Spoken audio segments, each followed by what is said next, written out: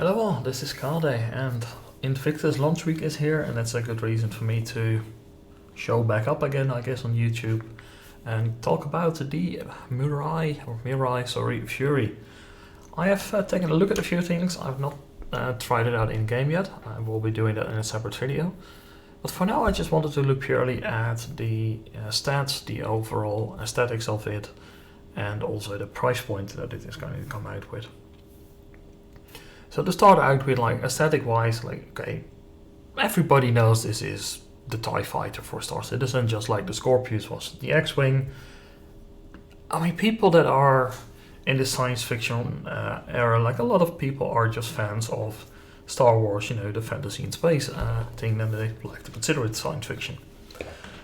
But they like it very much, and there's a good reason for it. There's a lot of very iconic and very good looking ships in that universe, so making homages to those ships, in my opinion, is very much a good thing. And I do like the way that they're doing it, because they really are putting their own spin on it. So design wise, I think it looks bloody fantastic. There's just something about it, especially if you see the trailer and you see this thing in flight. It looks really, really a lot of fun, and it has the right appeal to it. Then, of course, this is when it's backed up, like it's really, really small. And I will be talking about that size pick in a bit as well. Now there are a bunch of paints that are available. In standard it is like a grey and blue, rather dull. We have a white Templar skin here, so I like this one the most personally, because you have white and black with some red accents, and there's a lot of nice contrast in here. Something that will look really, really nice. Wasteland, a bit of a desert camo. Don't really see the point of that on a spaceship, in my opinion. Tengu, very, very boring red again. For some reason, the CRG struggles making nice red paint. And the Leatherback, which is the Chairman's Club restricted paint. So it's alright-ish, I guess, but in my opinion, if you're going to go with a paint, the Templar is definitely the paint to go with. I can see here the sizes as well, and I think this is really important to take in mind, because some of the fear that people have is like, oh, it's a very large frontal area target, so it's going to be very easy to hit. And I think that people forget how large some of the other ships are that they are thinking about. So if you compare the frontal section, so if we take a look at the spec sheet here that they provided us, we've got this frontal layout. So here sits your pilot. The height that we have here in flight, as they say, is 2.6 meters with a width of 5.4 meters. These are the important stats when we are talking about combat. The length is not as relevant, because if you give another player, you know, the top or the bottom of your ship, you're pretty much doing something wrong in your piloting style. But even then, it is a very compact frame, also lengthwise. Now people are like, oh my god, it's going to be so much easier to hit than the P-52, the Merlin. Well, this is the Merlin. The Merlin in height is actually 3 meters. So that is already a substantial increase over what we have here with the Fury. So the Fury coming in here, 2.6. This here comes in, that's like 15% higher already. And when it comes to this frontal, like, ball area where a lot of people are fearful about, look at the Merlin here. Like, this is not a small section here, considering like this is your pilot here sitting. And you look here for your Misc Murray as well. Like, actually we can grab the very big one here. Like, we're sitting in here. So we got pilot, about, say, about 4 pilots wide or something. That's not a whole lot different here from the Merlin. So I think frontal area, what is going to get hit, a lot of people are afraid of. I think they are misjudging the size of the Fury in that regard. So I don't think that's actually going to be as much of an issue. What is going to be an issue, I think, for a lot of people is going to be the price tag. This is with VAT, so without VAT, these are $50 war bond.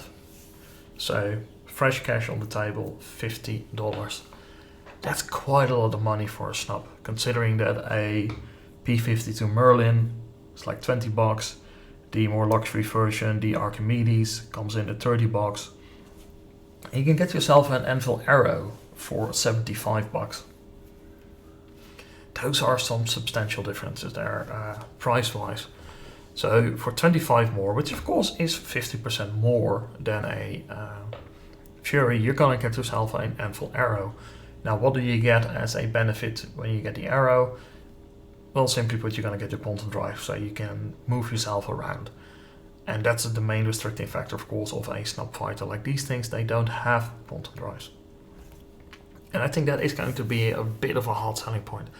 At $50, I think it would have been nicer, like even at 45, it would have been a nicer sell to put it there, because it is clearly a step above the other snubs that we have in the P52 and the P75. Because, you know, it has a lot more firepower, no question about that fact. Like a Merlin comes in at 2 size 1s and 1 size 2, which is a weapon that you cannot change out ever. The P75 comes in with 4 size 1 weapons. An Arrow, just like the Fury here, comes in with 4 size 2 weapons. That is quite a nice amount of firepower. So, if you're wondering how much it is, well, you can see all the arrows doing really great things.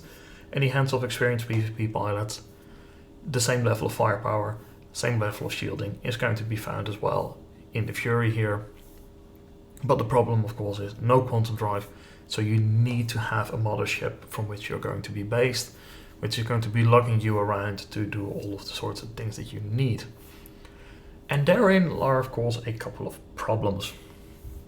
Now, the main one is, of course, that you need that ship. But the other thing is, if you go into combat, one of the things that happens a lot, of course, is you're going to get damaged. So you need to get repaired. None of the ships that we have that can carry other ships really have the facilities on board to, you know, handle those kinds of repairs. So once the snub is damaged, it means that you need to put it inside of a mothership, fly it to a location where it can land itself on a pad and then be repaired. When it comes to rearming, of course, they're like now, oh, we can do this, you know, with a tractor beam and stuff like that, with loose missiles. It's still going to be an extreme hassle, it can be a very slow process. So it's probably not something that you want to be doing a lot.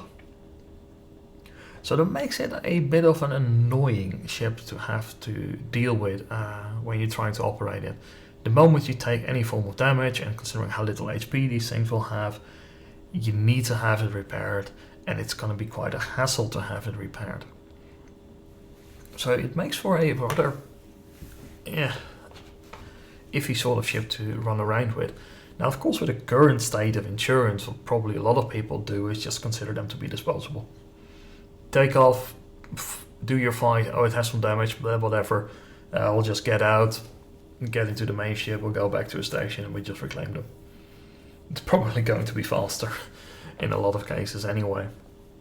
So that's what you may see happen, but of course later on that's not going to be as viable, but then of course by that time we may also have ships that can maybe also repair and rearm their docked ships on board, which would make some level of sense, especially for a ship like a Carrack.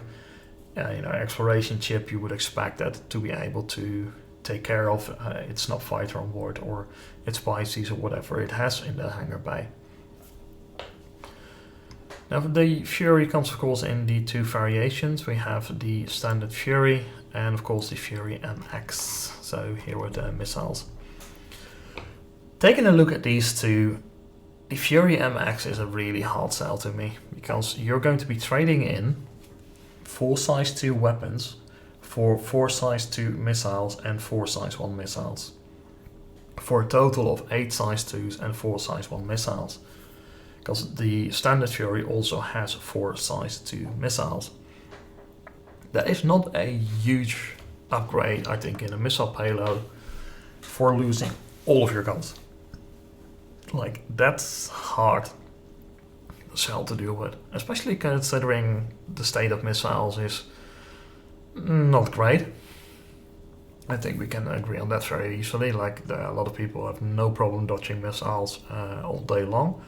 And of course, you go against larger ships, then perhaps they're sort of like a group sort of alpha strike could be of benefit.